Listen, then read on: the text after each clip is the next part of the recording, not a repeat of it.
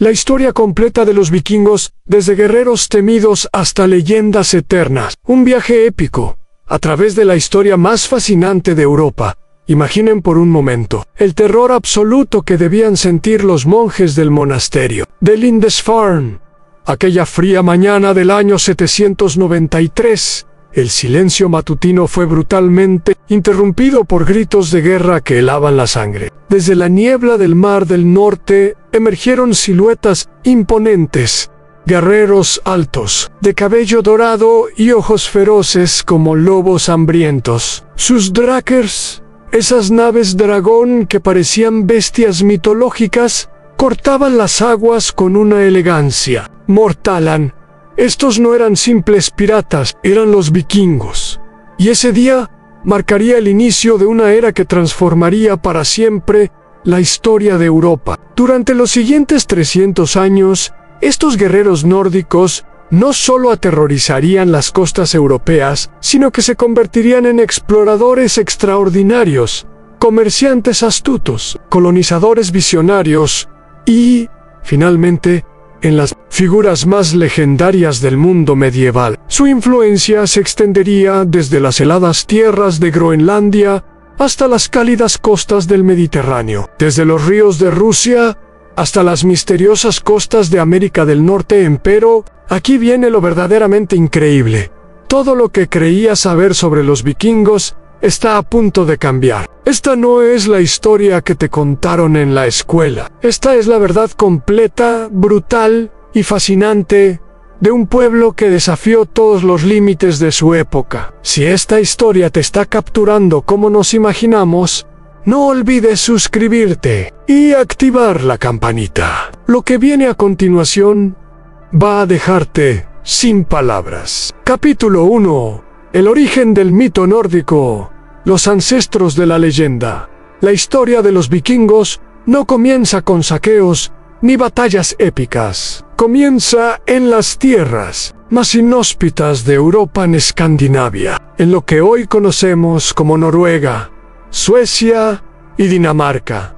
Durante los siglos VII y VIII, vivía un pueblo que enfrentaba desafíos que parecían imposibles de superar. Imaginen paisajes que robaban el aliento en fiordos profundos que se hundían, como heridas en la tierra, montañas que tocaban las nubes, bosques tan densos que la luz del sol apenas los penetraba. Pero también imaginen inviernos que duraban meses, donde la supervivencia dependía de cada decisión, cada recurso conservado, cada alianza forjada. Este ambiente extremo no creó víctimas, forjó titanes. Los primeros escandinavos desarrollaron una mentalidad única, la certeza de que solo los audaces merecían prosperar. La geografía ártica les había enseñado que la naturaleza no perdonaba la debilidad, pero premiaba la ingeniosidad y el coraje. Por eso, cuando la agricultura no bastaba para alimentar a las crecientes poblaciones, estos pueblos no se resignaron. Miraron hacia el horizonte marino y vieron oportunidades donde otros veían solo peligros. La forja de una mentalidad guerrera.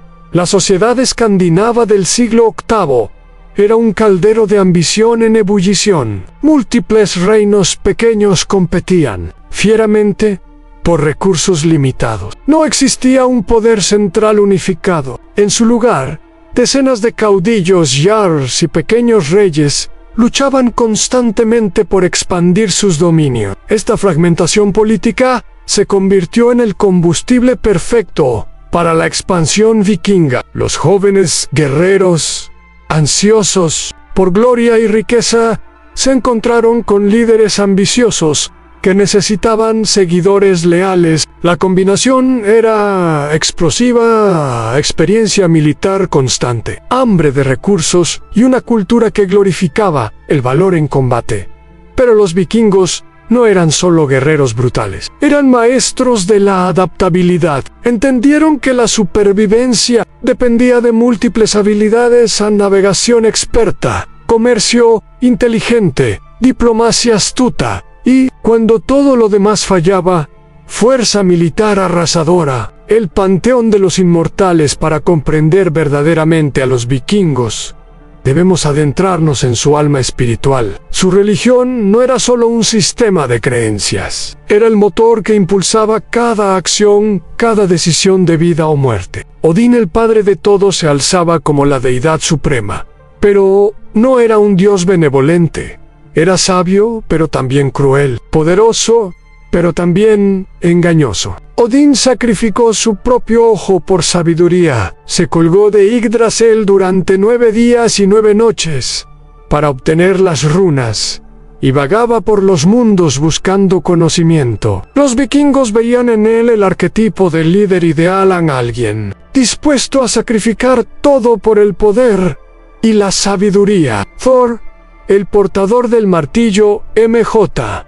Lenir representaba la fuerza bruta pero justa. Era el protector de Midgard, el mundo de los humanos, y su martillo era símbolo de protección y poder. Cada vikingo llevaba amuletos de MJ Lenir no solo como protección, sino como recordatorio de que la fuerza debía usarse para defender lo que importaba. Freyja, la diosa del amor y la guerra, personificaba la dualidad fundamental de la cultura vikinga, la capacidad de crear y destruir, de amar apasionadamente y luchar ferozmente. Freyja recibía la mitad de los guerreros caídos en su salón Fólkvanger, mientras Odín recibía la otra mitad en Valhalla. El concepto del destino inevitable.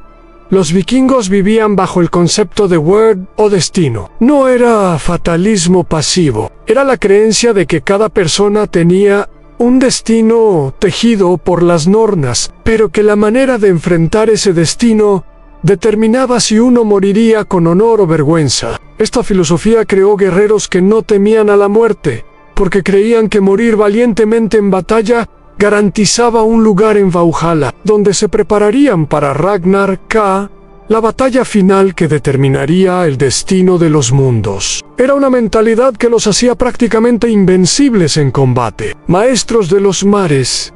Pero el verdadero secreto del poder vikingo no estaba en tierra sino en el agua. Los Drakers, sus famosas naves dragón, eran obras maestras de la ingeniería naval. Con apenas 1,5 metros de calado, podían navegar tanto en mar abierto como en ríos poco profundos. Su diseño les permitía aparecer donde nadie los esperaba y desaparecer antes de que llegaran los refuerzos. Estas naves no eran solo medios de transporte, eran extensiones de la voluntad vikinga. Con ellas podían llegar a cualquier costa. De Europa, remontar ríos hasta el corazón de los continentes, establecer rutas comerciales que conectaban el Ártico con el Mediterráneo. Los vikingos desarrollaron técnicas de navegación extraordinarias. Usaban cristales solares para determinar la posición del sol en días nublados. Conocían las corrientes marinas como las venas de su propio cuerpo, y podían leer las señales de las aves migratorias para encontrar tierra. El momento decisivo, todo este potencial, acumulado durante generaciones,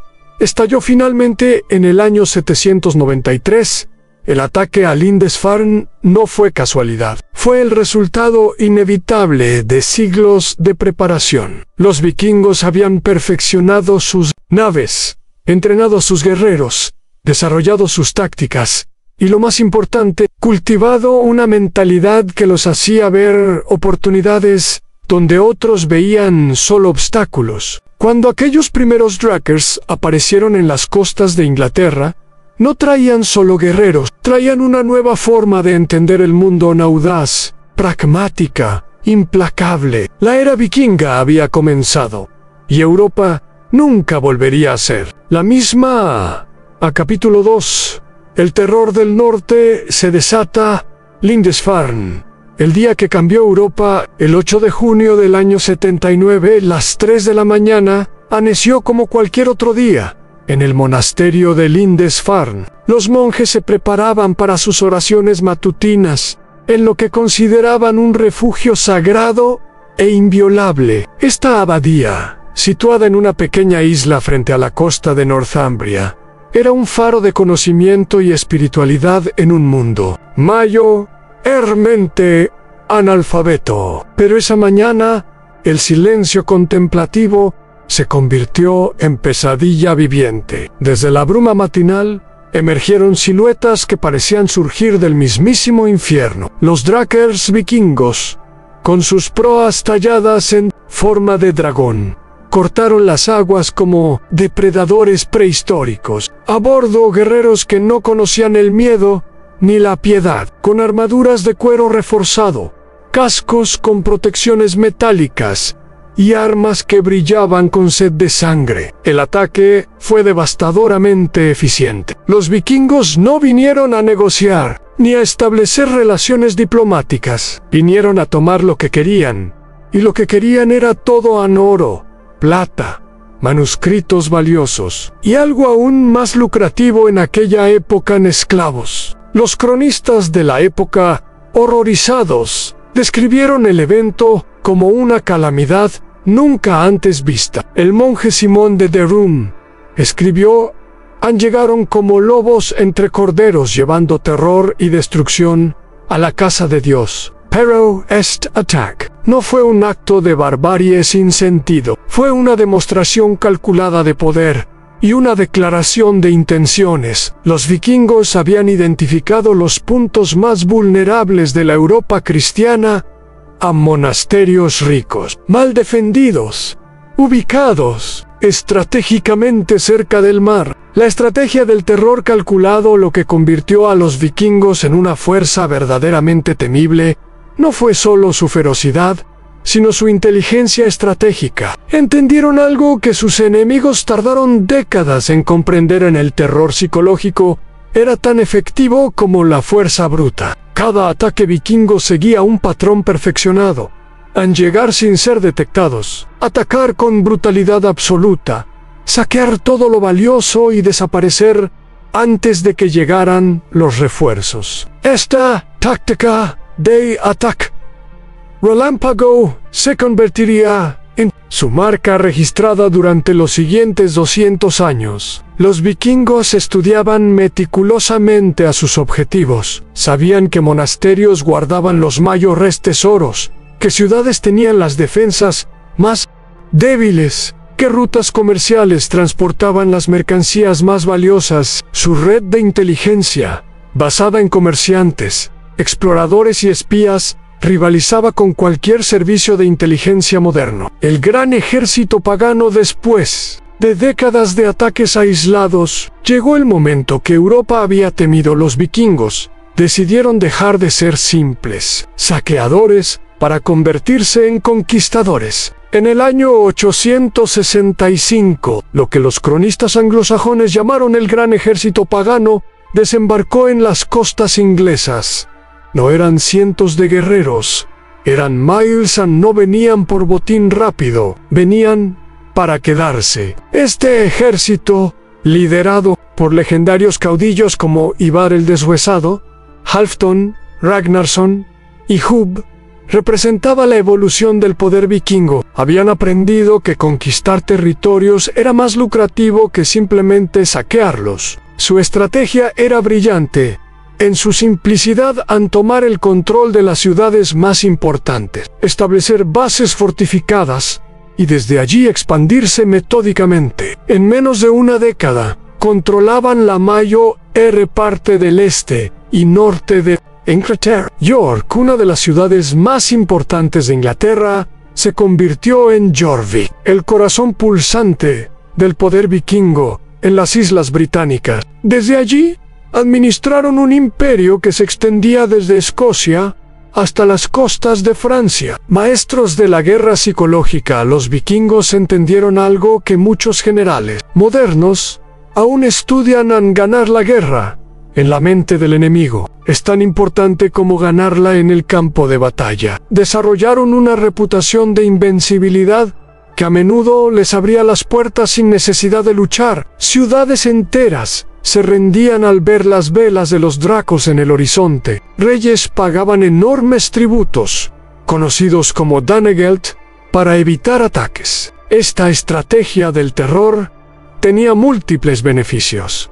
Reducía a las bajas vikingas, proporcionaba riqueza sin combate y liberaba recursos para ataques en otros lugares. Era, en esencia, el primer ejemplo documentado de guerra económica a la expansión imparable, lo que comenzó en las costas inglesas, pronto se extendió por toda Europa. Los vikingos demostraron una capacidad de adaptación extraordinaria, ajustando sus tácticas según el terreno y el enemigo. En Francia, remontaron los ríos Seine y Loire, llevando el terror hasta el corazón del imperio carolingio. París fue sitiada múltiples veces, y aunque nunca cayó completamente, pagó enormes tributos para librarse de los atacantes. En España, atacaron Sevilla y penetraron en el Mediterráneo, demostrando que ninguna costa estaba a salvo de su alcance. En el este, siguieron los ríos rusos hasta Constantinopla, la capital del Imperio Bizantino,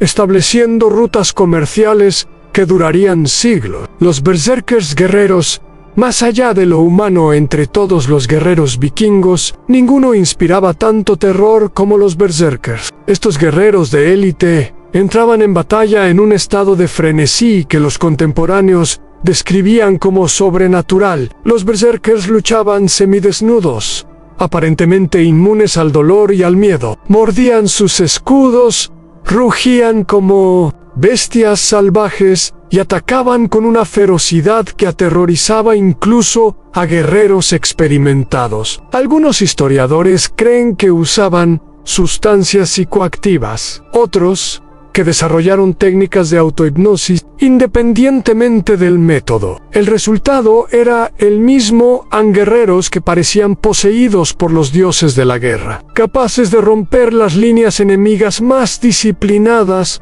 con su sola presencia. La revolución naval vikinga.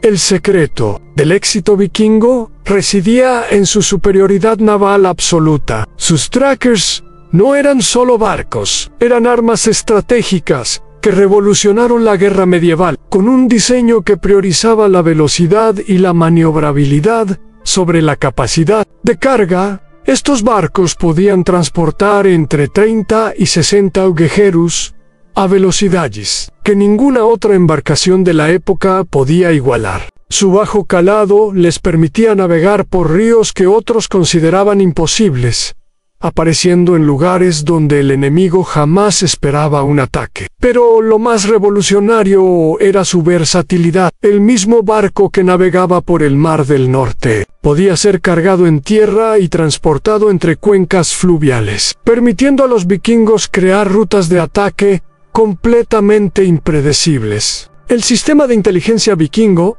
Los vikingos desarrollaron una red de información que rivalizaba con cualquier servicio de inteligencia moderno. Comerciantes vikingos, aparentemente pacíficos, recorrían Europa recopilando información sobre defensas, riquezas y vulnerabilidades. Esta red les permitía planificar ataques con precisión quirúrgica. Sabían exactamente cuándo atacar para maximizar el botín y minimizar la resistencia. Conocían las rutinas de los monasterios, los horarios de las guardias, las rutas de las patrullas. Su éxito no era casualidad, era el resultado de una planificación meticulosa y una ejecución impecable. El impacto duradero del terror nórdico. La era de los ataques vikingos transformó fundamentalmente la estructura de poder en Europa. Forzó a los reinos cristianos a desarrollar nuevas estrategias defensivas, a fortalecer sus ciudades, a profesionalizar sus ejércitos. Pero al ser una amenaza existencial, los vikingos aceleraron el desarrollo militar y político de sus enemigos. Las defensas que construyeron contra los ataques nórdicos se convertirían en los cimientos de los grandes reinos medievales, pero los vikingos no eran solo destructores, eran también catalizadores de cambio, comerciantes que conectaron culturas distantes, exploradores que ampliaron los horizontes del mundo conocido. Su legado no es solo de terror y destrucción, sino de transformación y expansión de las fronteras humanas. Capítulo 3. En Comerciantes de Horizontes Infinitos. más allá del estereotipo del salvaje. Mientras Europa temblaba ante las historias de saqueos vikingos, una realidad mucho más compleja se desarrollaba en los mares y ríos del continente. En los mismos guerreros que aterrorizaban monasterios también estaban tejiendo la red comercial más extensa y sofisticada que el mundo medieval había conocido. Esta dualidad no era contradicción, era estrategia pura. Los vikingos entendieron algo que muchas civilizaciones tardaron siglos en comprender: en el comercio y la guerra eran dos caras de la misma moneda. Donde no podían tomar por fuerza, negociaban con astucia. Donde encontraban resistencia, ofrecían asociación. Donde veían oportunidad, creaban rutas que perdurarían mucho después de que sus drakers hubieran desaparecido de los mares. En las rutas del dragón oriental, imaginen por un momento los ríos de Europa del Este. En el siglo IX, el Volga, el Dnieper, el Don eran arterias líquidas que cortaban continentes enteros, conectando los mares del norte con los imperios del sur. Para la mayoría de los europeos, estos ríos eran fronteras impenetrables hacia lo desconocido. Para los vikingos, eran autopistas hacia la riqueza infinita. Los comerciantes vikingos, conocidos en el este como Rosh, de donde deriva el nombre de Rusia, desarrollaron una maestría en la navegación fluvial que rayaba en lo sobrenatural. Sus barcos, especialmente diseñados para estas expediciones, podían cargarse en tierra cuando los rápidos lo requerían, navegar contra corrientes poderosas y transportar cargas que harían palidecer a cualquier caravana terrestre. Pero su verdadero genio estaba en lo que transportaban. Desde el norte ártico llevaban pieles de marta sibalina, consideradas más valiosas que el oro en Constantinopla; ámbar del Báltico, conocido como el oro del norte, que adornaría los palacios de califas y emperadores; miel, cera, hierro de calidad superior forjado en las heladas tierras escandinavas; y esclavos. Miles de esclavos capturados en sus incursiones o comprados en mercados especializados. El comercio de esclavos, aunque moralmente repugnante para nosotros hoy, era la columna vertebral económica de su imperio comercial. Constantinopla, la joya de Oriente, en el extremo sur de estas rutas fluviales, brillaba la ciudad más rica del mundo conocido: Constantinopla, capital del Imperio Bizantino. Para los vikingos, esta metrópolis de 1 millón de habitantes representaba la culminación de toda ambición comercial. Los cronistas bizantinos describían con asombro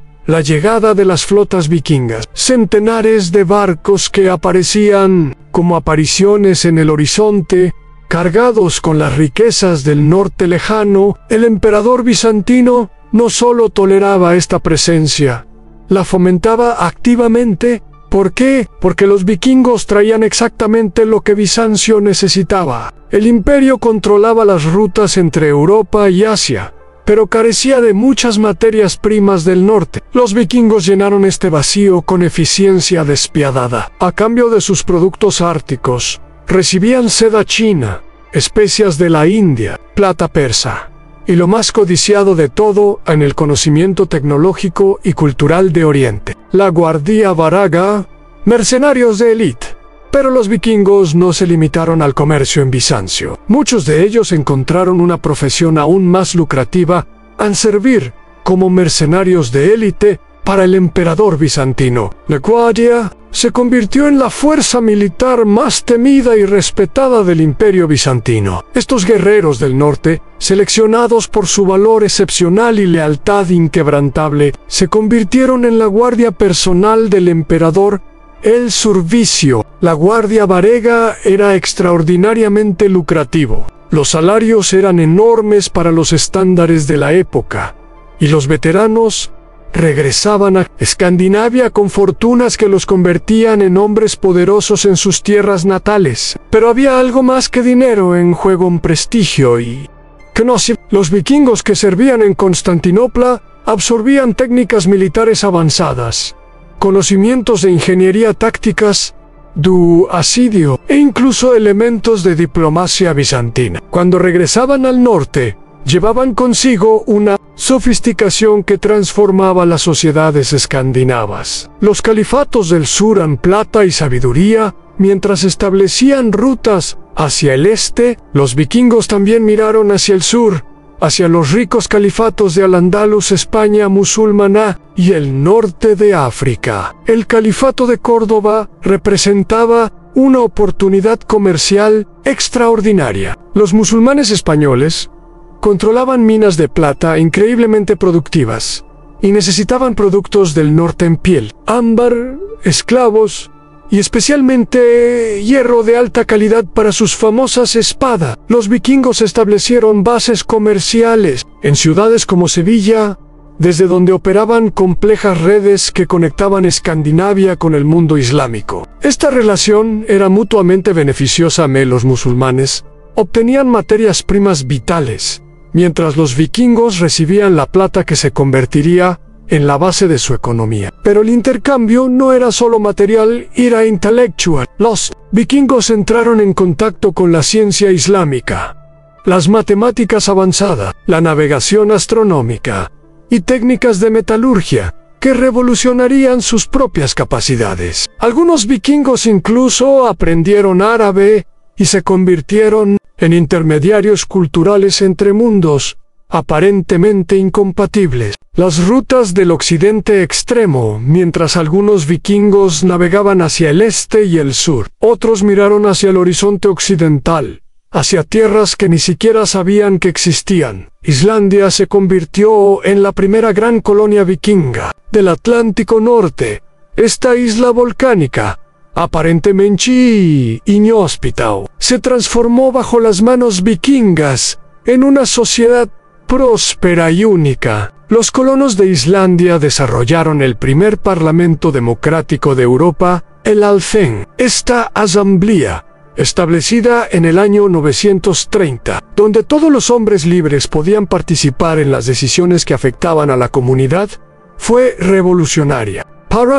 Pero Islandia era solo el primer paso hacia horizontes aún más ambiciosos. Eric el Rojo, exiliado de Islandia por asesinato, navegó aún más hacia el oeste y descubrió Groenlandia con brillante intuición para el marketing. La llamó Tierra Verde para atraer colonos, aunque gran parte de ella estaba cubierta de hielo. Las colonias groenlandesas se convirtieron en prósperos centros de comercio ártico, exportando colmillos de morsa, pieles de foca y otros productos únicos hacia Europa. Durante más de 400 años, estas comunidades remotas mantuvieron contacto regular con Escandinavia, demostrando las extraordinarias capacidades navales vikingas. América del horizonte final, y luego llegó el momento que cambiaría la historia. Para siempre, el descubrimiento de América. Leif Erikson, hijo de Eric el Rojo, navegó desde Groenlandia,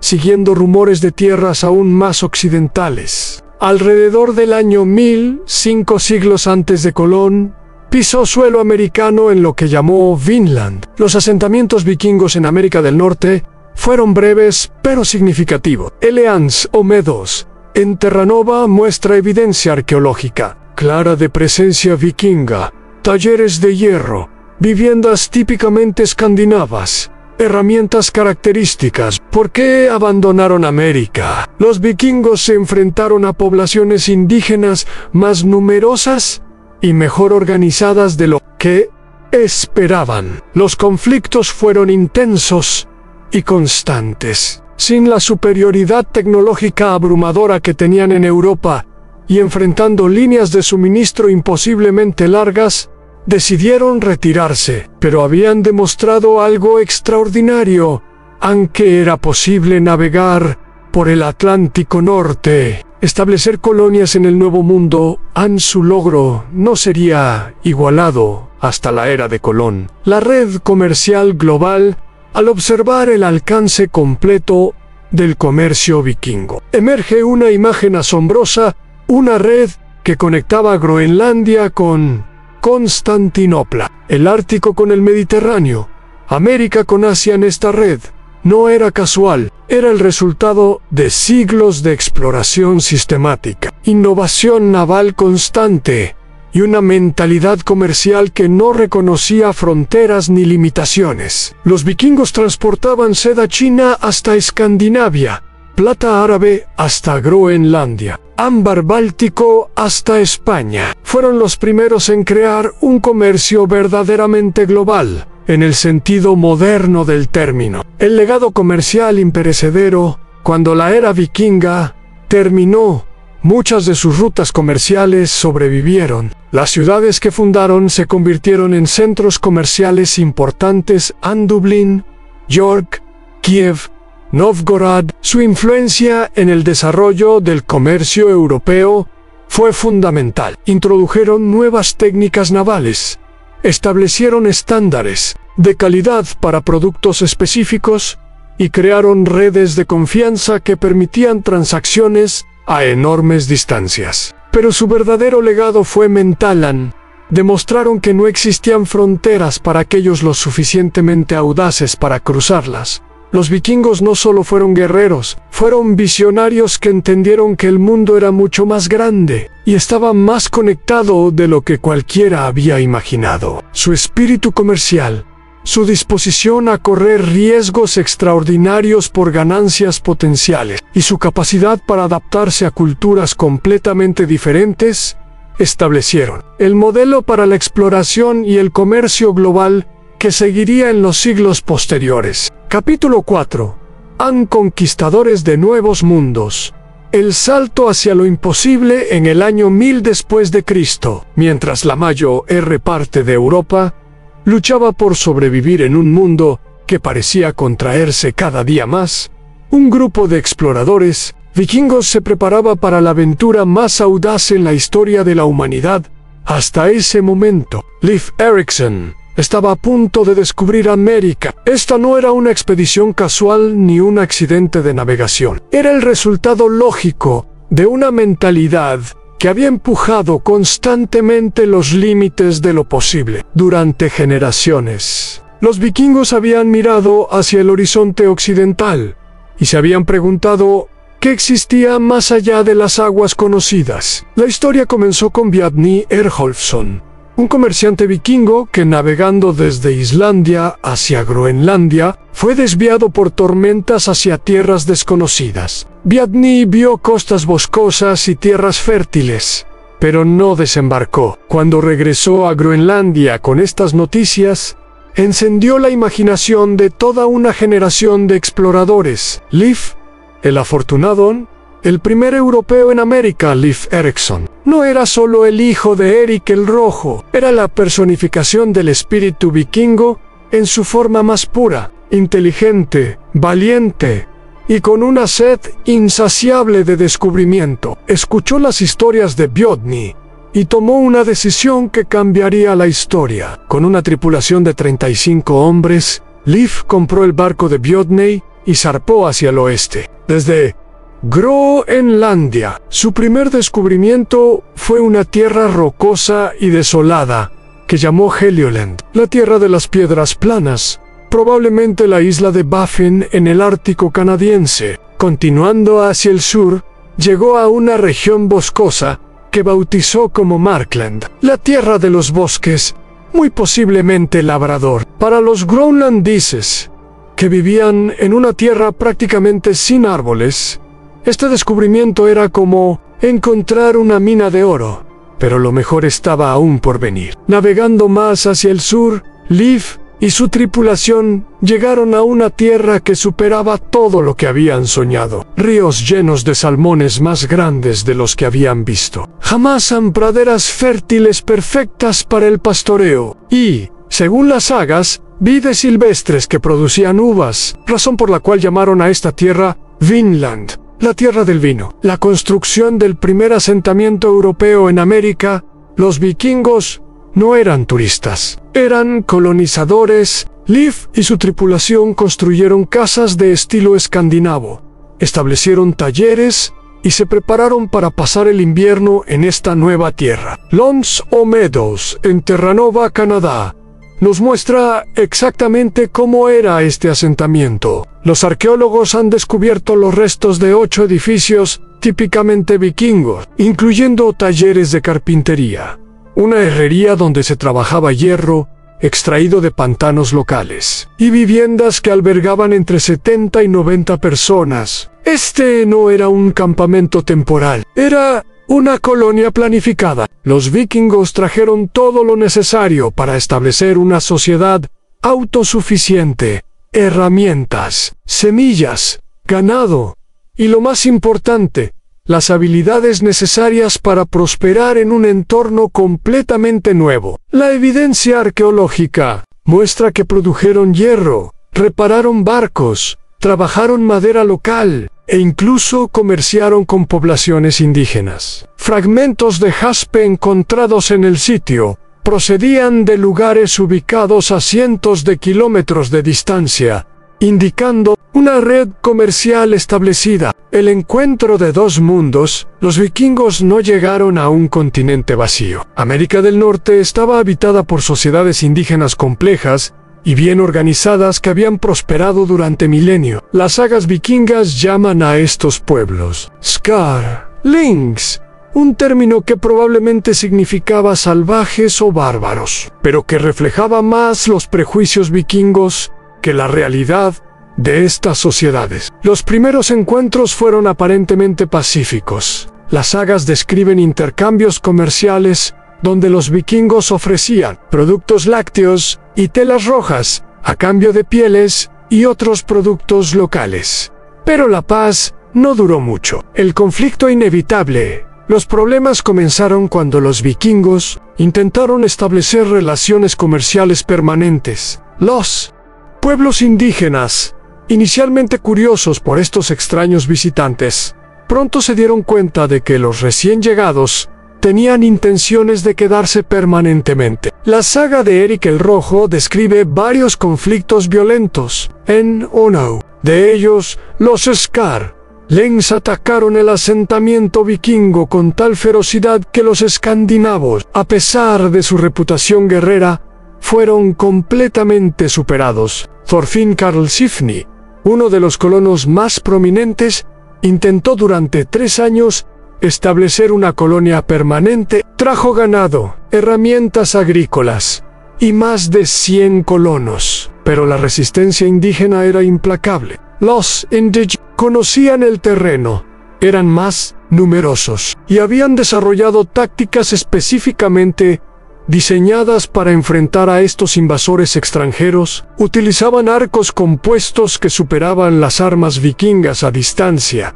Conocían cada sendero y refugio, y podían desaparecer en el paisaje cuando convenía. Las razones del fracaso vikingo. ¿Por qué los vikingos, que habían conquistado gran parte de Europa, fracasaron en América? Primero, las líneas de suministro eran imposiblemente largas. Groenlandia estaba a miles de kilómetros de distancia, y cualquier refuerzo o suministro tardaba meses en llegar, si es que llegaba. Segundo, no tenían superioridad tecnológica decisiva. En Europa, sus armas de hierro y tácticas militares les daban ventajas significativas sobre muchos enemigos. En América, enfrentaban pueblos que también tenían tecnologías sofisticadas, especialmente en el combate a distancia. Tercero, eran numéricamente inferiores, mientras que en Europa podían aliarse con poblaciones locales o explotar divisiones existentes. En América eran claramente invasores extranjeros enfrentando poblaciones unificadas en su oposición. Finalmente, la resistencia indígena era más organizada y efectiva de lo que esperaban. El legado de la aventura americana. Aunque los asentamientos vikingos en América duraron poco, su impacto fue significativo en múltiples niveles. En primero, demostraron que era posible navegar por el Atlántico Norte y establecer colonias en el Nuevo Mundo. En sus técnicas de navegación, construcción naval y supervivencia en ambientes árticos serían estudiadas por exploradores posteriores. En segundo, establecieron el primer contacto documentado entre Europa y América. Aunque este contacto no llevó a intercambios culturales duraderos, marcó el inicio de una relación que transformaría a ambos continentes. Tercero, sus relatos preservados en las sagas islandesas proporcionaron las primeras descripciones europeas de América del Norte, sus habitantes y sus recursos. Estas descripciones, aunque filtradas a través de perspectivas culturales específicas, siguen siendo documentos históricos invaluables. Los otros exploradores, más allá de Leif Erikson, no fue el único vikingo en explorar América. Sus hermanos Thorvald y Thorstein organizaron expediciones posteriores. Thorvald exploró más extensamente las costas americanas, pero murió en un conflicto con indígenas. Su muerte fue un golpe severo para las ambiciones coloniales vikingas. Freydís Eriksdóttir Hamana de Leif lideró otra expedición que terminó en violencia no solo con los indígenas, sino entre los propios vikingos. Su historia, preservada en las sagas, muestra tanto la determinación como la brutalidad que caracterizaban estas expediciones. La tecnología del descubrimiento, cómo lograron los vikingos navegar con precisión por el Atlántico Norte sin instrumentos modernos. Su tecnología náutica era extraordinariamente sofisticada. Utilizaban piedras del sol, cristales de cordierita, que les permitían determinar la posición del sol, incluso en días nublados. Conocían las corrientes oceánicas, los patrones de viento y las rutas migratorias de las aves marinas. Sus barcos estaban diseñados específicamente para estas aguas traicioneras. Los KNR, barcos de carga vikingos, tenían cascos reforzados para resistir el hielo, velas cuadradas eficientes en vientos de popa y la capacidad de ser varados en playas rocosas, pero su verdadera ventaja era el conocimiento acumulado durante generaciones de navegación en el Atlántico Norte.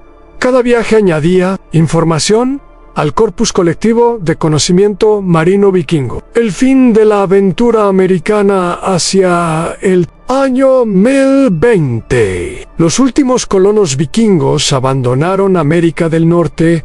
Las razones fueron múltiples: conflictos constantes con las poblaciones indígenas, dificultades de abastecimiento, cambios climáticos que hicieron la navegación más peligrosa y probablemente la atención dirigida hacia oportunidades más prometedoras en Europa, pero no fue un fracaso total. Los vikingos habían demostrado que los océanos no eran barreras infranqueables, sino autopistas hacia nuevas oportunidades. Su espíritu de exploración, su disposición a correr riesgos extraordinarios y su capacidad para adaptarse a entornos completamente nuevos establecieron precedentes que inspirarían a generaciones futuras de exploradores. El Eco Trafs de los siglos. Aunque las colonias americanas vikingas duraron poco, su influencia resonó a través de los siglos. Los relatos de Vinland, preservados en las sagas islandesas, circularon por Europa medieval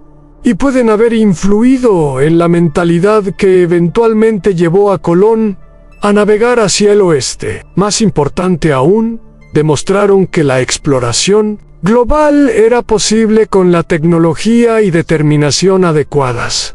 Los vikingos no solo descubrieron América, inventaron el concepto de exploración transoceánica sistemática. Su legado no es solo el de primeros descubridores, sino el de pioneros, de una mentalidad que no reconocía límites. En un mundo que parecía estar contrayéndose, los vikingos demostraron que siempre había nuevos horizontes para aquellos lo suficientemente audaces para buscarlo. América fue su conquista más audaz, aunque no la más duradera. Paro Alpesa, suelo americano. Los vikingos cruzaron más que un océano. Cruzaron el umbral hacia una nueva era de posibilidades humanas. Capítulo 5. Reyes del Norte y constructores de imperios. La forja de las dinastías nórdicas hacia el año 900. Escandinavia experimentaba una transformación que cambiaría para siempre el equilibrio de poder en Europa. Lo que comenzó como una colección fragmentada de tribus guerreras y pequeños reinos. Estaba evolucionando hacia imperios sofisticados que rivalizarían con las grandes potencias del continente. Esta metamorfosis no fue accidental, fue el resultado de ambición, astucia política y una comprensión profunda de que el poder verdadero requería más que solo fuerza bruta. Los caudillos vikingos habían aprendido valiosas lecciones de sus siglos de interacción con las cortes europeas. Habían observado cómo funcionaban los imperios carolingio y bizantino. Habían estudiado las estructuras de poder anglosajonas y habían absorbido conocimientos administrativos de los califatos musulmanes. Ahora estaban listos para aplicar estas lecciones en casa. Harold Cabello Hermoso, el unificador de Noruega. La leyenda de Harald H. Rifeger Harold Cabello Hermoso comienza con una promesa que cambiaría la historia de Noruega para siempre. Según las sagas, Harold juró no cortarse ni peinarse el cabello hasta conquistar toda Noruega bajo su corona. Esta no era solo vanidad personal, era una declaración política revolucionaria. En una época donde Noruega estaba dividida en docenas de pequeños reinos independientes, la idea de unificación parecía tan imposible como conquistar el cielo. Pero Harold tenía algo que sus rivales no poseían aún: una visión estratégica que trascendía las ambiciones locales. Harold entendió que la geografía noruega, con sus profundos fiordos y montañas impenetrables, favorecía la fragmentación política, pero también se dio cuenta de que esta misma geografía podía ser una fortaleza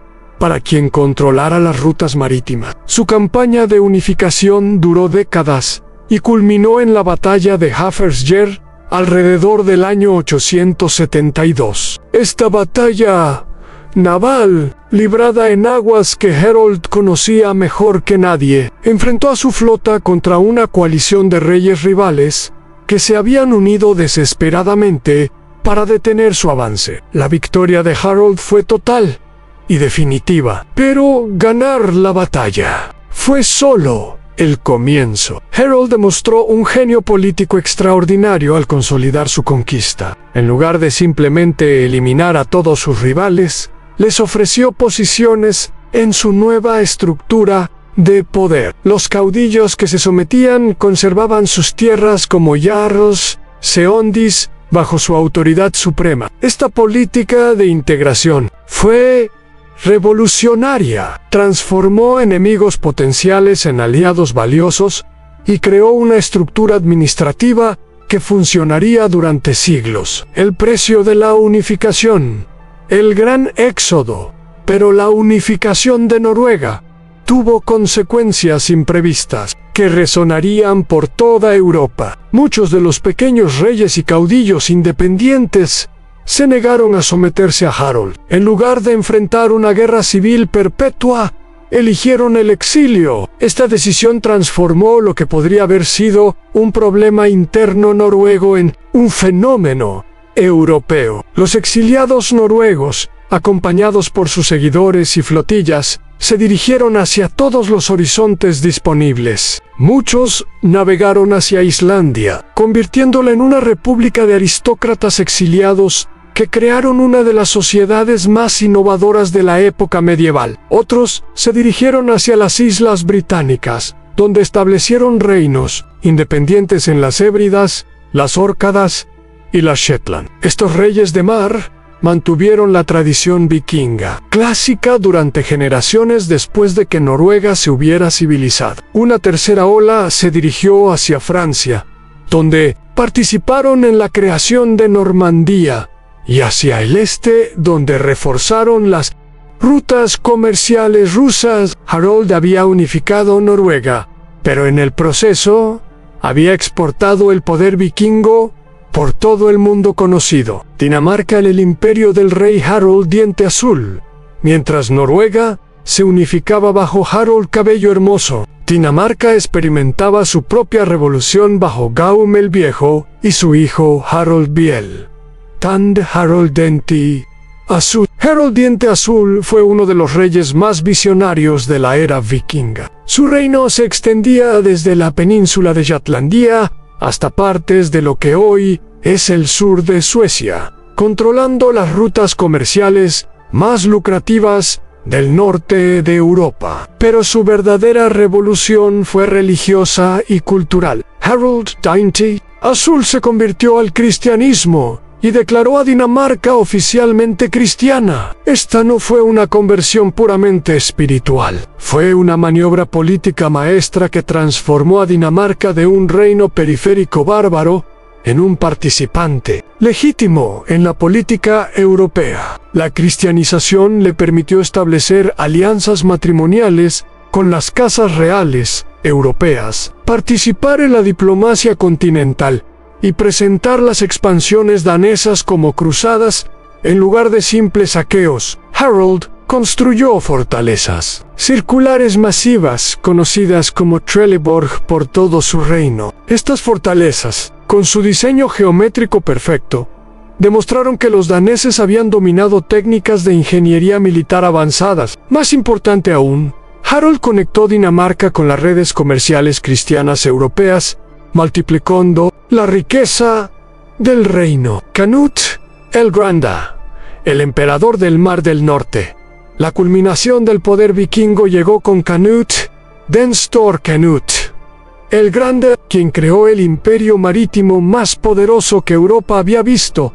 Desde Roman Canute heredó Dinamarca de su padre Sven Barba Bífida, pero su ambición se extendía mucho más allá. En una serie de campañas brillantemente ejecutadas, conquistó Inglaterra, Noruega y partes de Suecia, creando un imperio del Mar del Norte que controlaba las rutas comerciales más importantes de Europa del Norte. Su conquista de Inglaterra en 1016 fue una obra maestra de estrategia combinada. En lugar de simplemente devastar el país, Canute se presentó como un gobernante legítimo que respetaba las tradiciones anglosajonas, mantuvo la administración existente, respetó la iglesia inglesa y se casó con Emma de Normandía, viuda del rey anterior, legitimando dinásticamente su posición. Su coronación en Inglaterra no fue la de un conquistador extranjero, sino la de un rey que unía dos tradiciones reales. Canute gobernó Inglaterra durante 19 años,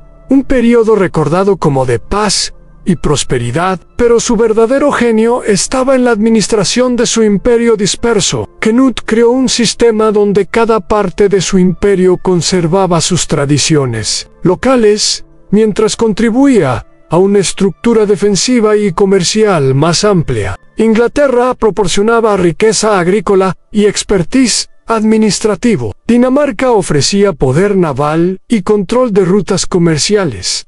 Noruega aportaba recursos naturales y guerreros de élite. Suecia los reyes de las rutas orientales, mientras Dinamarca y Noruega se enfocaban hacia el oeste y el sur. Suecia desarrolló un modelo diferente de poder vikingo, orientado hacia las vastas rutas comerciales del este. Los reyes suecos de la Casa de Inglen construyeron su poder controlando las rutas que conectaban Escandinavia con Constantinopla y los califatos orientales. Ciudades como Berka se convirtieron en centros cosmopolitas, donde se encontraban comerciantes de toda Eurasia. Los reyes suecos desarrollaron una sofisticada diplomacia que balanceaba el poder entre múltiples facciones nobles, manteniendo su autoridad sin recurrir a la centralización extrema de sus vecinos occidentales. Su modelo fue el de una monarquía comercial donde el poder real dependía más del control de rutas comerciales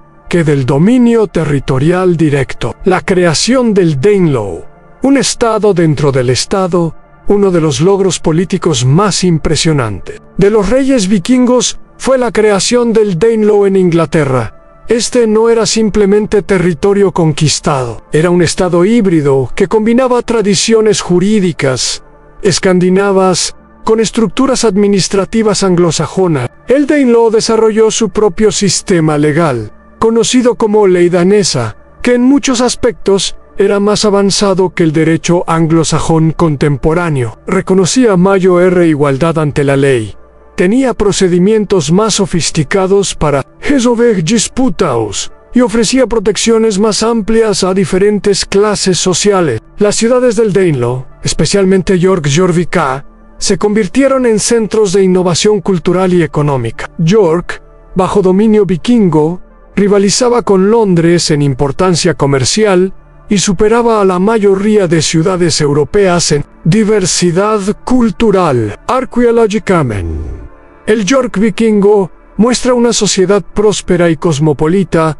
donde artesanos escandinavos, comerciantes árabes y administradores anglosajones trabajaban lado a lado. La revolución administrativa vikinga, los reyes vikingos tardíos, demostraron una capacidad extraordinaria para la innovación administrativa. Desarrollaron sistemas de recaudación de impuestos, mantenimiento de flotas y administración territorial que rivalizaban con los del Imperio Carolingio. El Danegeld, originalmente un tributo extorsionado a reinos anglosajones, evolucionó hacia un sistema fiscal sofisticado que financiaba flotas permanentes y administraciones profesionales. Los vikingos también fueron pioneros en el uso de la moneda acuñada como herramienta de poder estatal. Las monedas de Knut el Grande circulaban desde Groenlandia hasta Constantinopla, estableciendo una zona monetaria que precedió por siglos intentos similares europeos. El legado constitucional vikingo, quizás el legado más duradero de los reyes vikingos, fue su contribución al desarrollo constitucional europeo. El Althing islandés, establecido por colonos vikingos en 930, fue el primer parlamento europeo con representación amplia. Los Tingsassemblies, que funcionaban en todo el mundo vikingo, establecieron precedentes para la participación popular en el gobierno que influirían en el desarrollo posterior de las instituciones democráticas europeas, incluso bajo reyes poderosos como Knut. Las tradiciones de consulta y consenso persistieron, creando monarquías que eran absolutas en teoría, pero limitadas en la práctica. El declive de los imperios vikingos. Los grandes imperios vikingos no duraron más allá del siglo XI, pero su colapso no fue resultado de debilidad, sino de éxito. Habían integrado tan exitosamente sus territorios en la corriente principal europea que sus particularidades vikingas se desvanecieron gradualmente. La cristianización completa de Escandinavia eliminó muchas de las justificaciones ideológicas para la expansión militar. Los reyes cristianos necesitaban diferentes tipos de legitimidad que los caudillos paganos. El desarrollo del feudalismo europeo también limitó las oportunidades para el tipo de expansión rápida que había caracterizado la era vikinga temprana. Pero el modelo de estado marítimo desarrollado por los reyes vikingos influiría en desarrollos posteriores europeos, desde la Liga Hanseática hasta los imperios coloniales de la Edad Moderna. Los vikingos no solo construyeron imperios, inventaron nuevas formas de poder que trascendían las limitaciones geográficas tradicionales. Su legado no está solo en los territorios que conquistaron, sino en las ideas políticas que desarrollaron, que el poder podía proyectarse a través de los océanos, que diferentes culturas podían integrarse bajo estructuras políticas híbridas, y que el comercio y la guerra podían combinarse para crear ventajas estratégicas duraderas. Los reyes vikingos fueron los primeros gobernantes verdaderamente globales en el sentido moderno, administrando imperios que abarcaban múltiples continentes y culturas. Su éxito estableció precedentes que resonarían a través de los siglos en la historia europea. Capítulo 6.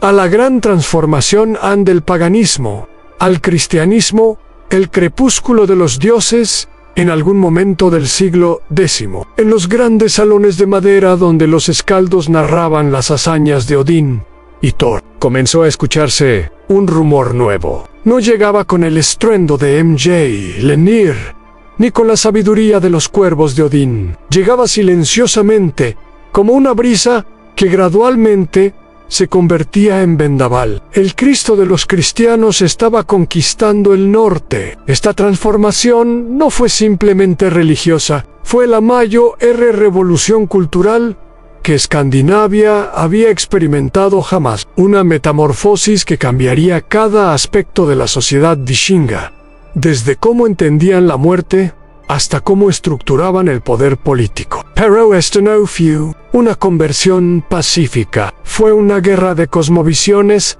que duró siglos. El mundo de los dioses nórdicos, para entender la magnitud de esta transformación, debemos primero comprender que estaba siendo reemplazado. La religión nórdica no era simplemente un conjunto de creencias, era un sistema completo para entender la realidad, la moralidad y el destino humano. En el corazón de esta visión estaba Yggdrasil, el árbol del mundo, un fresno gigantesco, cuyas raíces y ramas conectaban los 9 mundos de la cosmología nórdica. Desde Asgard, hogar de los dioses, hasta Midgard, el mundo de los humanos, hasta el reino de los muertos, todo estaba interconectado en un universo que era tanto material como espiritual. Los dioses nórdicos no eran figuras distantes y perfectas, eran seres complejos, llenos de contradicciones,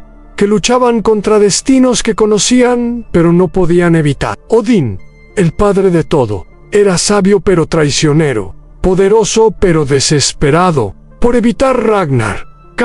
La destrucción final que las profecías prometían. Thor, el protector de la humanidad, era valiente pero impulsivo, poderoso pero limitado. Su martillo Mjolnir podía destruir gigantes, pero no podía detener el paso inexorable del tiempo hacia el fin del mundo. Freya, diosa del amor y la guerra, personificaba la dualidad fundamental de la existencia en creación y destrucción, pasión y violencia, vida y muerte entrelazadas en una danza eterna. La filosofía del destino inevitable. El concepto central que unificaba toda la religión nórdica era Word o Rel. En el destino tejido por las Nornas, las 3 hermanas que hilaban el destino de dioses y hombres por igual. Esta no era una filosofía de resignación pasiva. Los vikingos creían que aunque el destino era inevitable, la manera de enfrentarlo determinaba el valor de una vida. Un guerrero podía estar destinado a morir en batalla, pero su comportamiento en esa batalla determinaba si moriría como un héroe o como un cobarde. Esta mentalidad creaba una cultura que valoraba el coraje ante la adversidad imposible. Los vikingos no luchaban porque esperaran ganar, luchaban porque luchar valientemente era lo que daba significado a la existencia. Valhalla, el salón de los caídos, no era simplemente un paraíso para guerreros, era el lugar donde los valientes se preparaban para Ragnar, la batalla final donde incluso los dioses morirían. La promesa no era la victoria, sino la oportunidad de estar del lado correcto cuando llegara el fin. Los primeros encuentros con el cristianismo. Los vikingos conocieron el cristianismo no a través de misioneros pacíficos, sino a través de sus propias incursiones. Cuando saquearon monasterios en Lindisfarne, Iona y docenas de otros sitios, se encontraron con una religión que parecía fundamentalmente ajena a su comprensión del mundo. Los cristianos oraban por sus enemigos. Los vikingos luchaban contra los cristianos hablaban de un solo Dios omnipotente. Los vikingos conocían un panteón donde incluso los dioses más poderosos tenían limitaciones. Los cristianos prometían vida eterna en paz. Los vikingos esperaban una eternidad de preparación para la guerra final. Inicialmente el cristianismo parecía la religión de los débiles. Los conversos de conveniencia. Las primeras conversiones vikingas no fueron espirituales, fueron política. Caudillos vikingos que operaban en territorios cristianos descubrieron que la conversión les abría oportunidades diplomáticas y comerciales que permanecían cerradas para los paganos. Guthrum, el caudillo danés, que luchó contra Alfredo el Grande. Se convirtió como parte del Tratado de Wedmore en 878. En su bautismo no reflejaba convicción religiosa, sino pragmatismo político. Como cristiano, podía legitimar su control sobre el Danelaw de manera que los nobles anglosajones podrían eventualmente aceptar. Muchos otros caudillos siguieron patrones similares. Se bautizaban cuando operaban en territorio cristiano, pero volvían a los rituales paganos cuando regresaban. Esta conversión temporal fue tan común que algunos vikingos se bautizaron múltiples veces, recibiendo regalos de bautismo de diferentes anfitriones cristianos. Pero gradualmente, algo más profundo comenzó a cambiar. Harold TNT Azul. La conversión del reino. La conversión decisiva llegó con Harold Biel, Tand Haroldenti, de Dinamarca alrededor del año 960. Esta no fue una conversión oportunista de un caudillo individual, fue la transformación oficial de todo un reino. Harold entendió que el cristianismo no era solo una religión, era una tecnología de poder. La Iglesia cristiana ofrecía estructuras administrativas sofisticadas, redes diplomáticas continentales y legitimidad ideológica que ningún reino pagano podía igualar. Su famosa piedra rúnica en Jelling proclama a Hal al rey, ordenó hacer estos monumentos en memoria de Gaum, su padre, y Thyra, su madre. Ese Harold que ganó toda Dinamarca y Noruega e hizo cristianos a los daneses. Esta declaración fue evolucionaria. Harold no solo había conquistado territorios, había transformado la identidad fundamental de su pueblo. La cristianización danesa fue sistemática y completa. Harold construyó iglesias sobre sitios paganos sagrados, reemplazó a los godi sacerdotes paganos con clérigos cristianos y reorientó toda la estructura ritual del reino hacia el calendario cristiano. Pero encontró resistencia. La red pagana.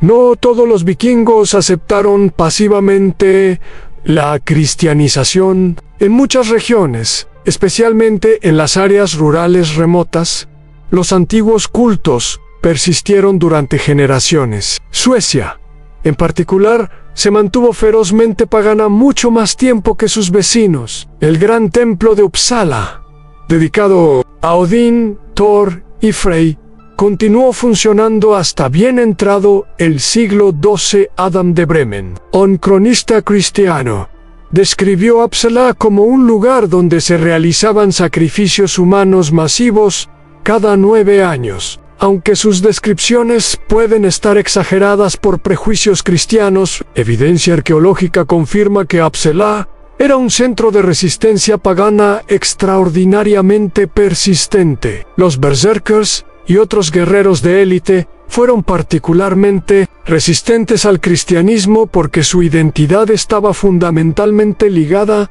al culto de Odín y a las promesas de Valhalla. Olaf Tryggvason, el conversor violento Olaf Tryggvason de Noruega 9951000, representó un modelo diferente de cristianización a la conversión por fuerza. Olaf había sido criado en la corte cristiana de Vladimir de Kiev y se había convertido genuinamente al cristianismo durante su juventud. Cuando regresó a Noruega para reclamar el trono, llegó no solo como rey sino como misionero armado. Su campaña de cristianización fue brutalmente eficiente. Destruyó templos paganos, ejecutó a godi que se resistían y forzó bautismos masivos. Las sagas describen cómo amenazaba a los jarls paganos con tortura y muerte si no aceptaban el cristianismo. Pero Olaf también entendía el poder de los símbolos. Llevaba consigo reliquias cristianas que demostraba que eran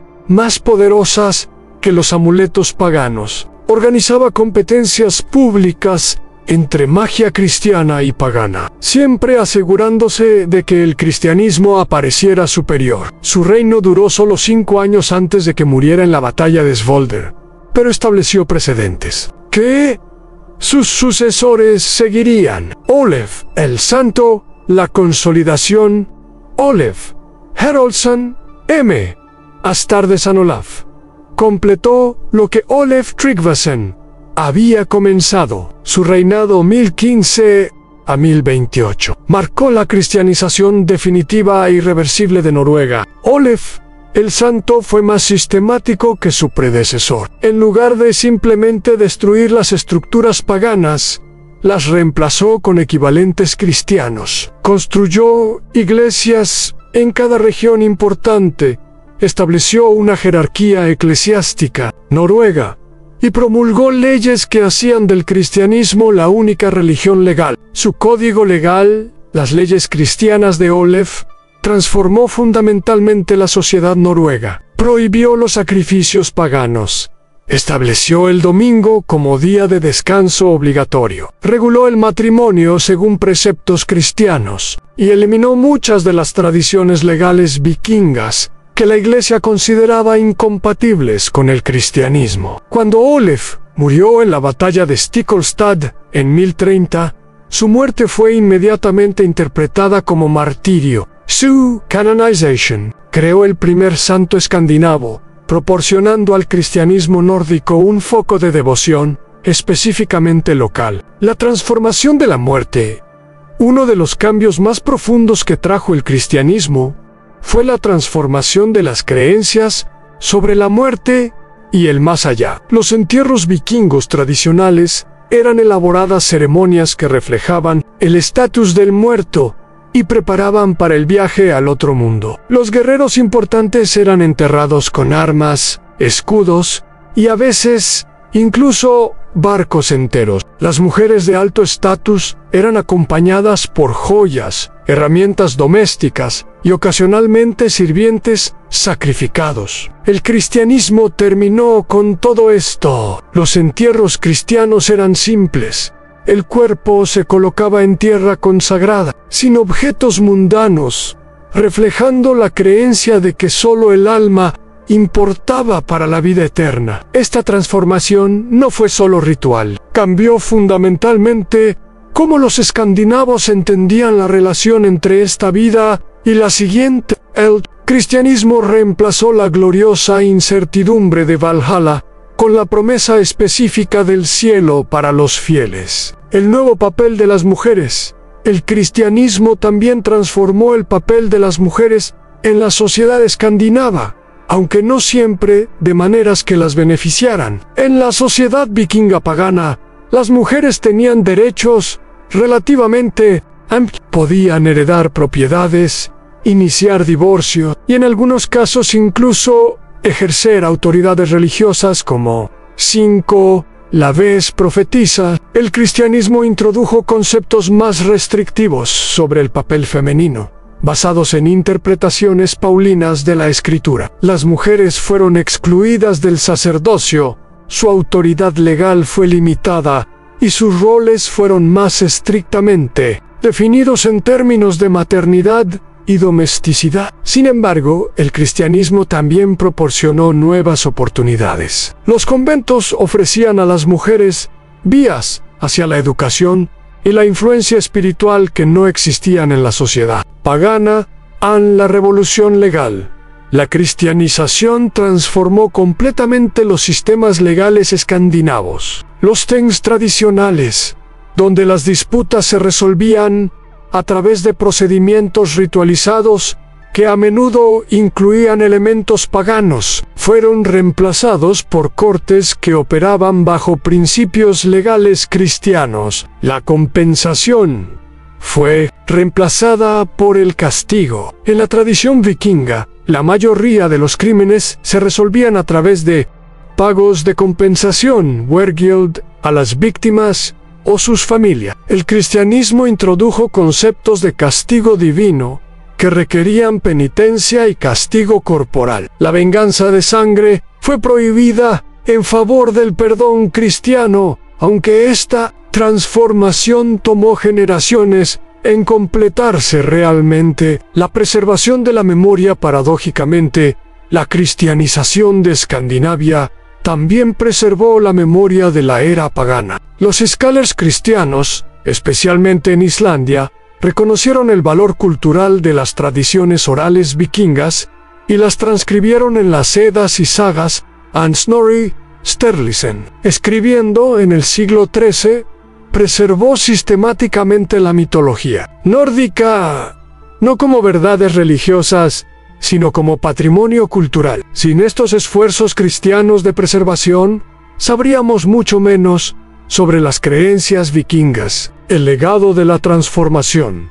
La cristianización de Escandinavia no eliminó completamente las características vikingas. Las transformó. El espíritu de exploración se canalizó hacia cruzadas y peregrinaciones. La tradición guerrera encontró expresión en órdenes militares cristianas. La red comercial vikinga se integró en la economía cristiana europea. Elementos de la cosmología nórdica persistieron en el folclore escandinavo hasta épocas modernas. Las celebraciones estacionales paganas fueron reinterpretadas como festivales cristianos, pero conservaron muchas de sus características originales. La transformación no fue completa ni inmediata. Durante siglos el cristianismo escandinavo mantuvo características distintivas que lo diferenciaban del cristianismo continental. Pero hacia el año 1200, la conversión estaba esencialmente completa. Los vikingos habían desaparecido,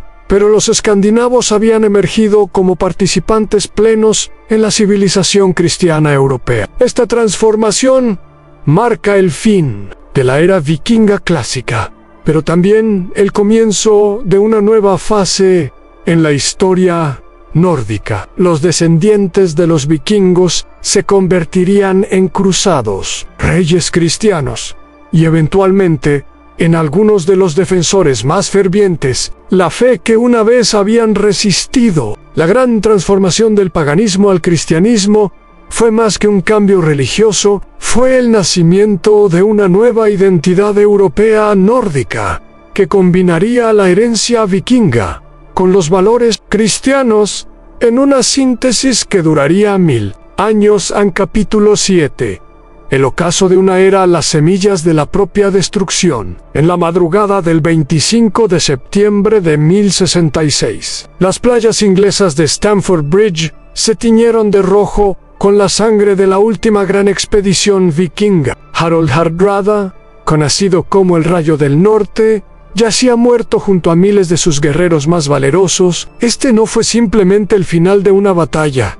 Fue el final de una era. Esa mañana marcó el momento en que Europa dejó de temer a los Drakers, que emergían de las brumas nórdicas. Después de 3 siglos de dominar los mares europeos, los vikingos habían encontrado finalmente enemigos que no solo podían resistir sus ataques, sino derrotarlos decisivamente.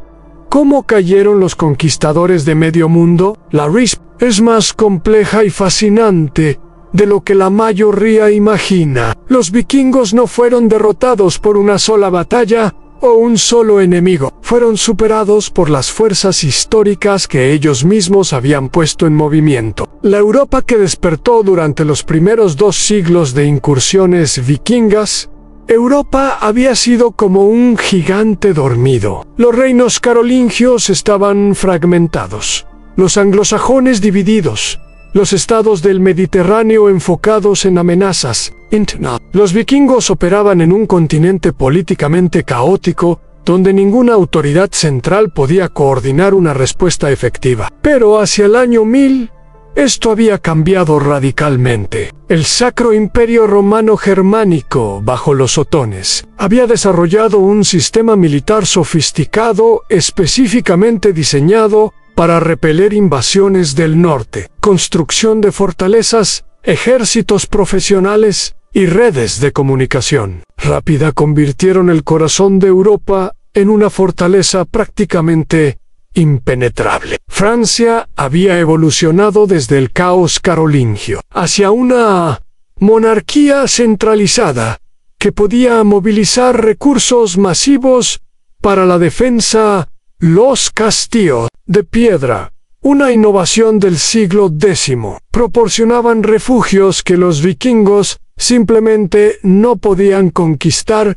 con sus tácticas tradicionales. Inglaterra había sido unificada bajo reyes anglosajones que habían aprendido tácticas vikingas y las habían mejorado. Alfred el Grande y sus sucesores no solo resistieron las invasiones, crearon un sistema defensivo que convertía cada ataque vikingo en una operación progresivamente más costosa y menos lucrativa. La revolución militar medieval, los vikingos habían dominado Europa cuando la guerra era asunto de pequeños grupos de guerreros de élite que atacaban objetivos desprotegidos. Pero Europa había desarrollado respuestas que neutralizaban completamente las ventajas vikingas tradicionales. Las fortificaciones de piedra eliminaron la capacidad vikinga de tomar ciudades mediante ataque sorpresa. Asediar un castillo medieval requería recursos, tiempo y expertise que los ejércitos vikingos tradicionales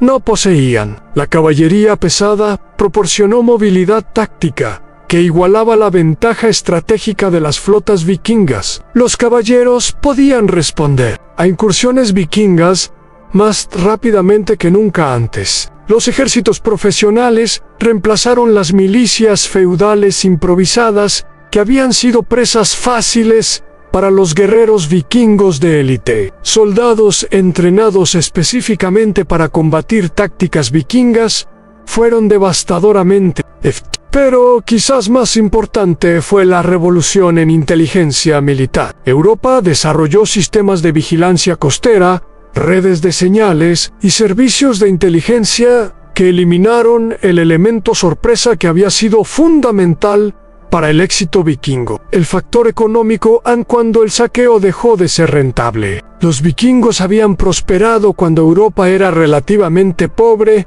y los monasterios almacenaban la mayoría de las riquezas líquidas del continente. Pero hacia el año 1000, la economía europea había experimentado una transformación fundamental. El renacimiento comercial medieval había creado nuevas formas de riqueza que eran mucho más difíciles de saquear. Las riquezas estaban ahora dispersas entre múltiples centros urbanos, almacenadas en fortalezas impenetrables o invertidas en formas que no podían simplemente robarse. El desarrollo de la banca y el crédito significaba que los comerciantes ricos podían transferir sus activos rápidamente cuando se acercaban flotas vikingas. La riqueza europea se había vuelto más móvil y menos vulnerable. Simultáneamente, los costos de las expediciones vikingas habían aumentado exponencialmente. Construir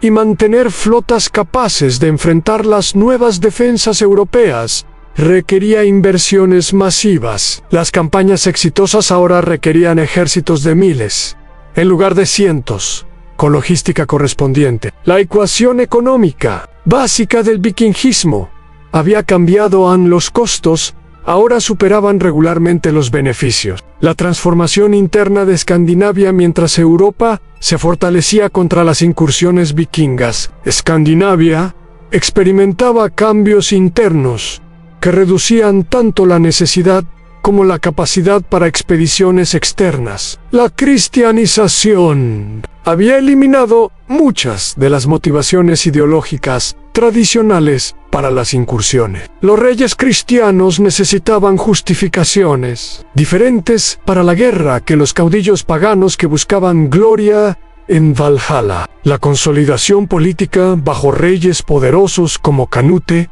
el Grande había creado estados escandinavos que requerían administración interna intensiva. Los recursos que antes se dedicaban a expediciones externas ahora se necesitaban para mantener aparatos gubernamentales complejos. El desarrollo económico interno había creado alternativas lucrativas a las incursiones. El comercio, la agricultura mejorada y la explotación de recursos naturales proporcionaban riqueza sin los riesgos y costos de la guerra exterior. La europeización de las élites escandinavas había creado clases dirigentes que se identificaban más con la nobleza europea general que con las tradiciones vikingas específicas. Stamford Bridge El último rugido del león, la expedición de Harold Hardrada a Inglaterra. En 1066 representó tanto la culminación como el final de la tradición militar vikinga. Harold era, en muchos sentidos,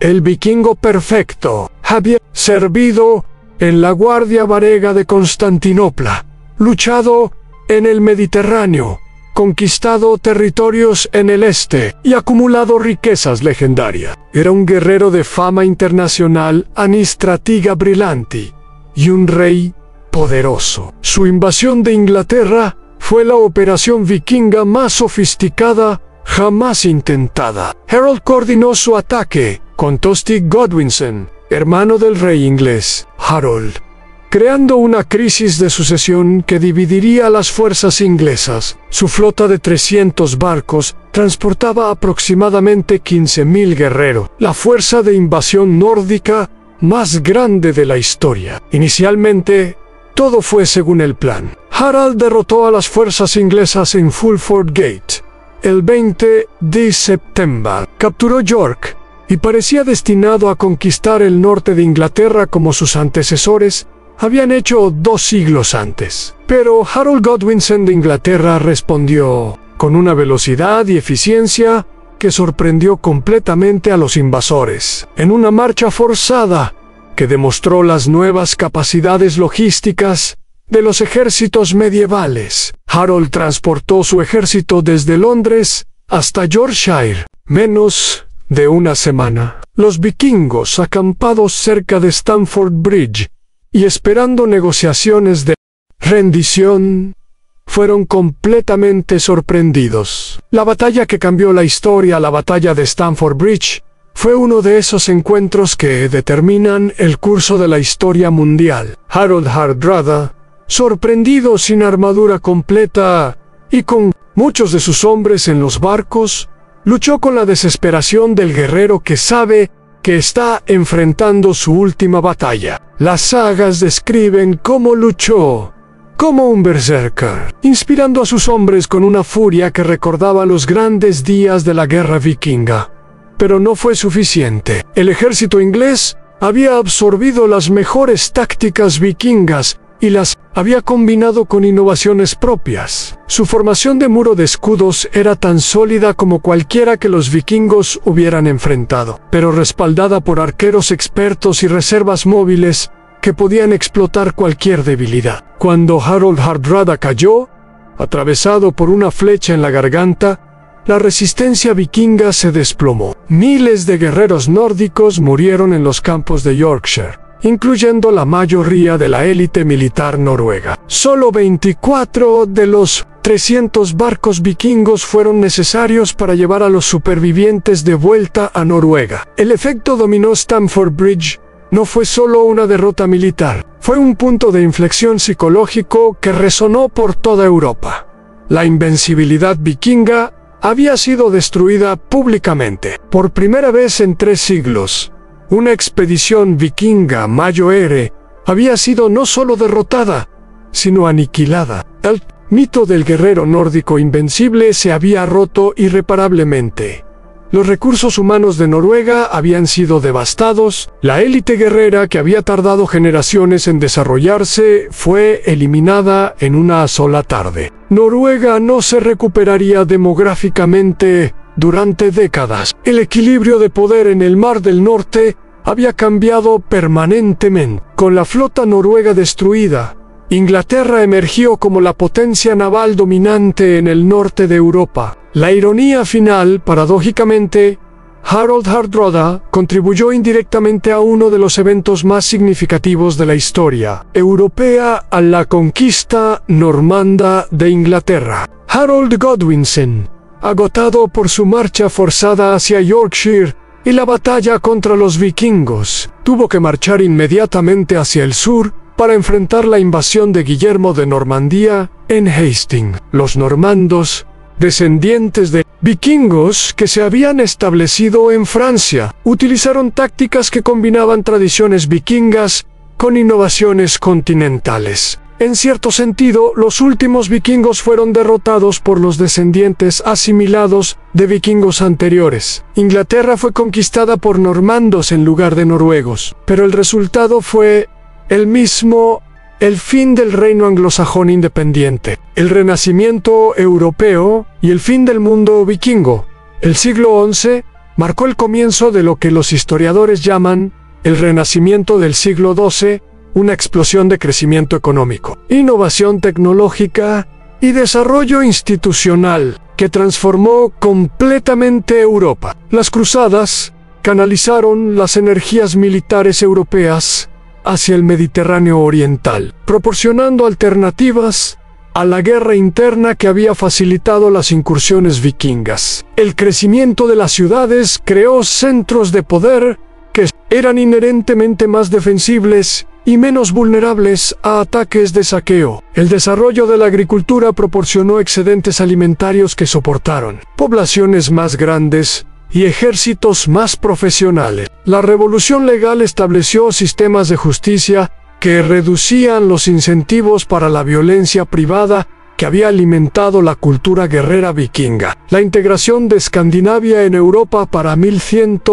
los reinos escandinavos se habían convertido en participantes normales en el sistema político europeo en lugar de amenazas externas a él. Dinamarca se había convertido en una potencia regional respetable que participaba en las cruzadas y mantenía relaciones diplomáticas normales con sus vecinos. Noruega había desarrollado una monarquía cristiana que operaba según principios europeos estándar en lugar de tradiciones vikingas distintivas. Suecia había expandido hacia el este, pero como un reino cristiano medieval, en lugar de como saqueadores paganos. El legado permanente, aunque la era vikinga había terminado, su impacto en Europa fue permanente y profundo. Ciudades fundadas por vikingos como Dublín, York y Kiev se convirtieron en centros importantes de la civilización europea medieval. Rutas comerciales establecidas por comerciantes vikingos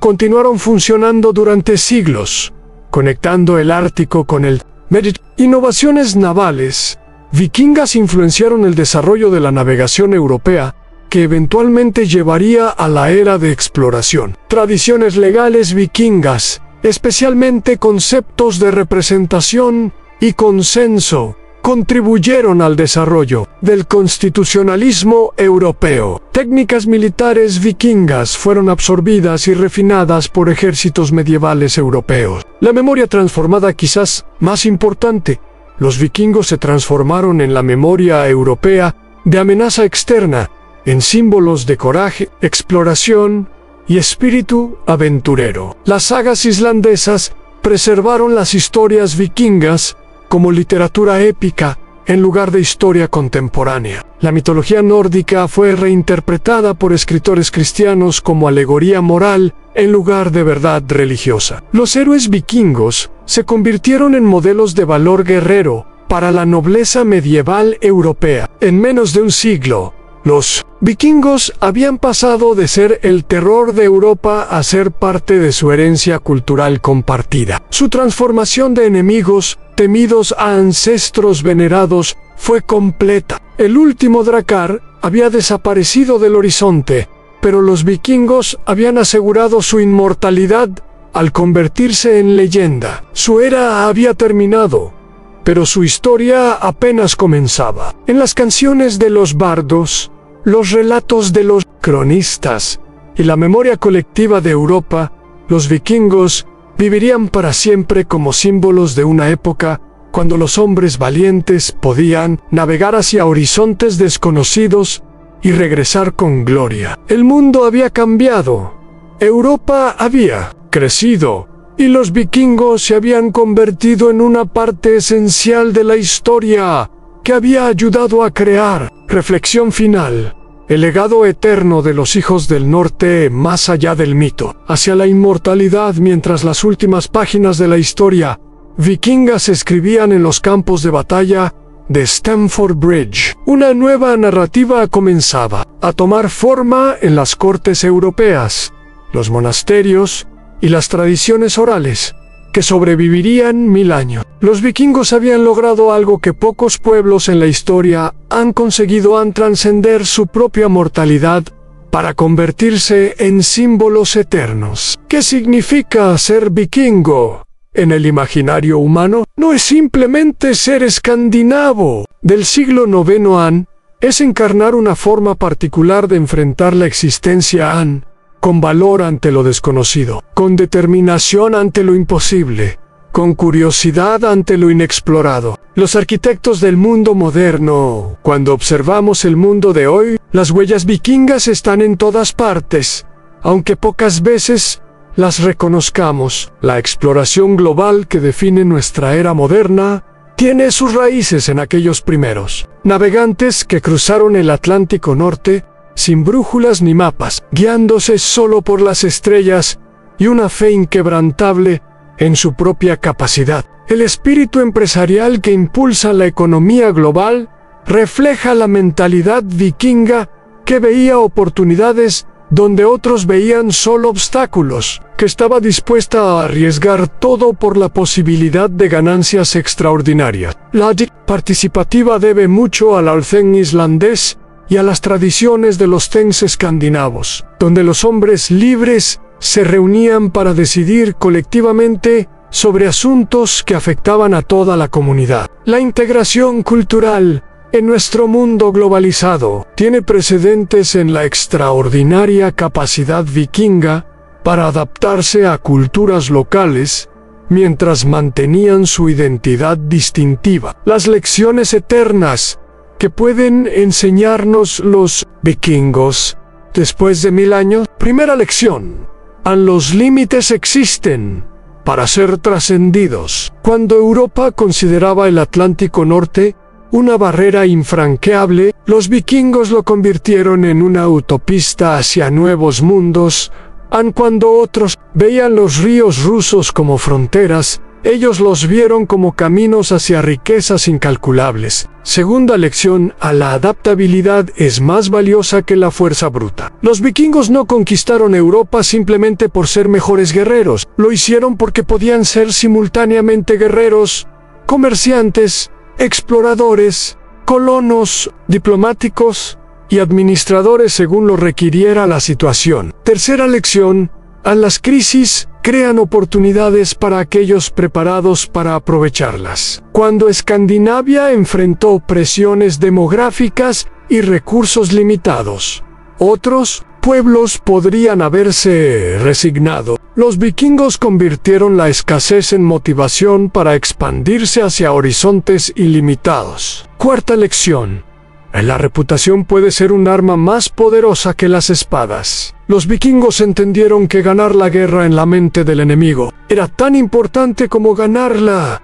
en el campo de batalla. Su reputación de invencibilidad les abría puertas que habrían requerido años de asedio para forzar. Quinta lección: el verdadero poder viene de conectar mundos aparentemente incompatibles. Los vikingos prosperaron porque construyeron puentes entre el Ártico y el Mediterráneo, entre paganos y cristianos, entre bárbaros y civilizados. Su genio estaba en encontrar valor en la diversidad. El espíritu vikingo, en el siglo XXI, donde encontramos el espíritu vikingo hoy, en los emprendedores que arriesgan todo para construir algo nuevo, que ven posibilidades donde otros ven solo problemas, en los exploradores modernos que empujan las fronteras del conocimiento humano, desde las profundidades oceánicas hasta los confines del espacio, en los innovadores que rechazan aceptar que así es como siempre se ha hecho, que insisten en encontrar mejores maneras de hacer las cosas, en los constructores de puentes que conectan culturas diferentes, que ven la diversidad como fortaleza en lugar de amenaza, en todos aquellos que enfrentan la incertidumbre con curiosidad en lugar de miedo, que ven el horizonte no como límite, sino como promesa, la inmortalidad a través de la narrativa. Los vikingos entendieron algo profundo sobre la naturaleza humana, que las historias pueden ser más poderosas que los ejércitos, que la memoria puede ser más duradera que el mármol. Ragnarok real. o legendario vive más vívidamente en la imaginación humana que muchos emperadores cuya existencia histórica está perfectamente documentada. Leif Erikson inspira más aventureros modernos que docenas de navegantes posteriores cuyos logros técnicos fueron superiores. Los berserkers simbolizan la posibilidad de trascender las limitaciones humanas normales, aunque no entendamos exactamente cómo lo hicieron. Las valquirias representan la idea de que la muerte gloriosa puede transformarse en vida eterna, que el sacrificio puede generar inmortalidad. El precio de la grandeza. La historia vikinga también nos enseña sobre el precio. Su ascenso estuvo construido sobre violencia, esclavitud y la destrucción de culturas enteras. Su exploración vino acompañada de explotación. Su valor se manifestó a menudo como brutalidad. No podemos romantizar completamente a los vikingos sin reconocer sus defectos fundamentales, pero podemos extraer lecciones de sus virtudes mientras rechazamos sus vicios. El coraje sin compasión se convierte en crueldad. La determinación sin sabiduría se convierte en fanatismo.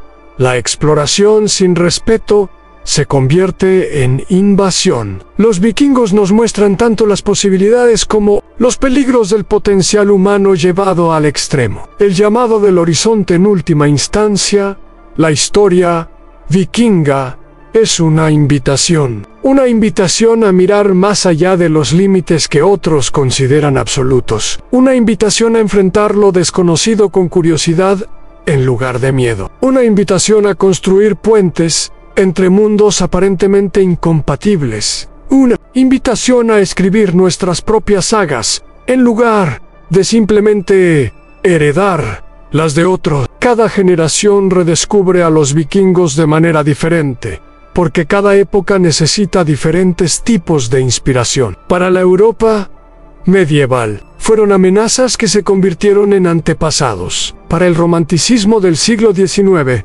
fueron símbolos de libertad natural. Para nosotros, pueden ser modelos de adaptabilidad y exploración global. La pregunta final, la pregunta que los vikingos nos plantean no es ¿cómo podemos volver a ser como ellos? La pregunta es ¿qué horizontes está esperando nuestro valor explorar? Los Rackers ya no surcan los mares, pero el espíritu que los impulsó permanece disponible para cualquiera dispuesto a reclamarlo. Los dioses nórdicos pueden haber cedido ante el Cristo, pero la sed de aventura que inspiraron sigue ardiendo en corazones humanos.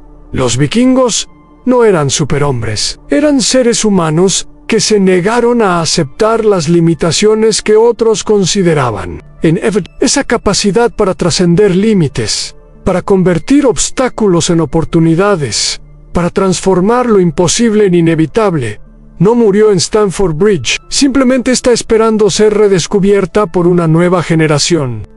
El último Drakkar zarpó hace 1000 años, pero el próximo viaje hacia lo imposible puede comenzar hoy. Y si esta épica historia de valor, exploración y transformación te ha inspirado tanto como esperábamos, no olvides suscribirte y compartir este viaje con otros exploradores modernos, porque las mejores aventuras, como nos enseñaron los vikingos, son aquellas que compartimos con compañeros valientes, dispuestos a navegar hacia horizontes desconocidos. El espíritu vikingo no ha muerto, solo está esperando navegantes dignos de sus navíos. SKL por las aventuras que están por venir.